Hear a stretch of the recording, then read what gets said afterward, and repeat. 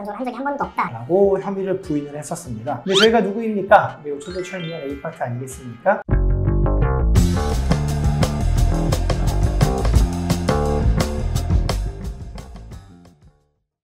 네, 오늘은 이틀 만에 강제추행 합의금 3천만 원 받은 사례에 대해서 한번 말씀드리도록 하겠습니다. 대략적인 사실관계는 이렇습니다. 의뢰인은 골프장에서 근무하시는 분이었고요. 골프장 고객으로 온 사람이 의뢰인의 엉덩이를 만지는 강제추행 범죄를 저질렀습니다. 의뢰인은 형사 고소를 하는 게 좋을지 아니면 합의를 하는 게 좋을지 고민하던 상황이었고요. 저희한테 연락을 주셨을 때에는 가해자가 계속해서 연락을 하면서 우리 만나보자, 언제 밥 한번 먹자, 이런 연락을 계속 해오던 상태였습니다.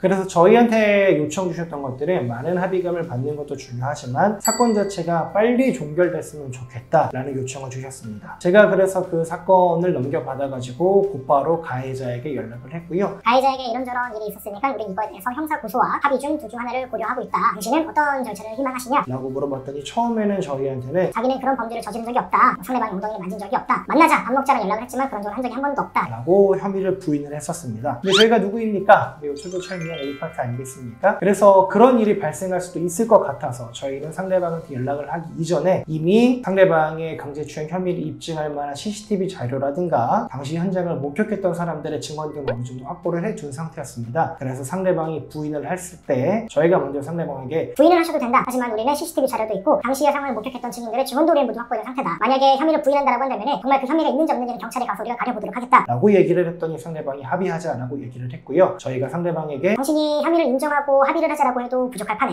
혐의를 부인하고 2차 가해까지 저지르고 했기 때문에 우리는 합의금을 조율할 생각이 없다. 우리가 희망하는 합의금은 3천만 원이고 이 합의금대로 합의를 할지 아니면 그냥 우리가 바로 형사 고소를 할지 내일 오전까지 알려달라 라고 얘기를 했습니다. 가해자가 중간에 한번 연락이 와가지고 너무 합의금이 많다. 사실 엉덩이 한번 주무른 것도 아니고 만진 정도에 불과한데 3천만 원 합의금 너무 많은 거 아니냐? 자기는 이 합의금에는 합의를 할 수 없다 라고 얘기를 했고요. 제가 그래서 상대방한테 그런 얘기를 했습니다. 강제추행 범죄는 엄연한 성범죄고 절대 저질러서는 안 되는 범죄고 특히 고객으로 와가지고 지금 일하고 있는 직원에게 강제추행 범죄를 저질렀다는 점에서 죄질이 매우 좋지 않고 우리가 고소를 하게 되는 경우 상대방은 물론 벌금형 내지 집행유예형으로 처벌을 받겠지만 성범죄로 벌금형 내지 집행유예형 처벌을 받는 것이기 때문에 공무원이라든가 공기업에서 일할 기회 자체가 아예 박탈될 것이고 또한 신상정보가 등록될 것이고 취업자 명령까지 있을 것이다. 여러 가지 불이익들을 고려했을 때 그대로 합의를 하는 게 좋은지 아니면 형사 고소를 당해서 처벌받는 게 좋은지 판단해 보시라 라고 얘기를 했고요. 다음날 아침에 바로 연락이 와가지고 합의금을 지급하겠다 라고 얘기를 했습니다. 그래서 고객이 저희한테 사건을 맡겨주신 다음부터 딱 이틀 만에 합의서 작성과 합의금 지급까지 완료가 된 사례입니다. 제가 피해자한테 했던 얘기는 그겁니다. 피해자가 진정으로 원하는 의사가 무엇인지에 따라 다르다. 상대방이 정말 처벌받기를 원한다라고 한다면 합의 없이 고소를 하면 될 것이고 사실 피해를 입어가지고 남들이 보기에는 뭐 크지 않은 범죄처럼 보이지만 사실 업무를 하는 중간에 범죄 피해를 당했기 때문에 트라우마라든가 비슷한 상황에 놓였을 때 그 장면이 계속 떠오른다든가 이런 것들이 있을 수 있는데 그거에 대한 치료도 필요하잖아요. 그래서 그런 것들을 치료비라든가 등등의 합의금을 받고 본건을 마무리를 할지 둘 중에 어떤 거를 더 진정으로 희망하는가 여기에 따라 달라진다라고 제가 설명을 드렸고요. 다만 합의 없이 고소를 한다 하더라도 상대방이 실형을 살게 될 가능성은 높지 않다라는 점을 먼저 설명을 드렸고 두 번째로는 합의를 진행한다 하더라도 희망하는 최소한의 합의 금액을 정해놓고 그 밑으로 합의를 하지 않는 게 중요하다. 이 두 가지 가이드라인을 먼저 드렸던 것 같습니다. 그렇게 했더니 상대방이 나는 그럼 최소한 어느 정도의 합의금을 받으면은 합의를 할 의향이 있다라고 말씀을 주셨고 저희는 그것보다 그 이상으로 합의금을 받고 합의를 마무리했었습니다.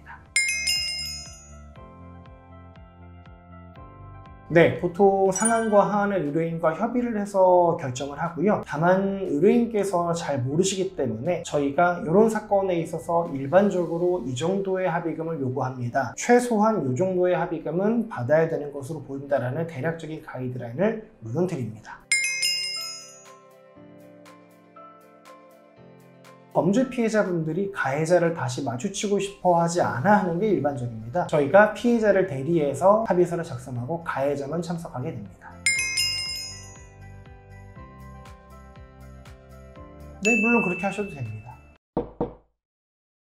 네, 오늘은 이틀 만에 강제추행 피해 합의금 3천만 원 받은 사례에 대해서 한번 알아봤습니다. 궁금하신 사안이나 동일한 피해를 겪고 고소를 해야 될지 합의를 해야 될지 고민 중이신 분들이 있으시다고 한다면 연락 주시면 제가 상담 도와드리도록 하겠습니다. 감사합니다.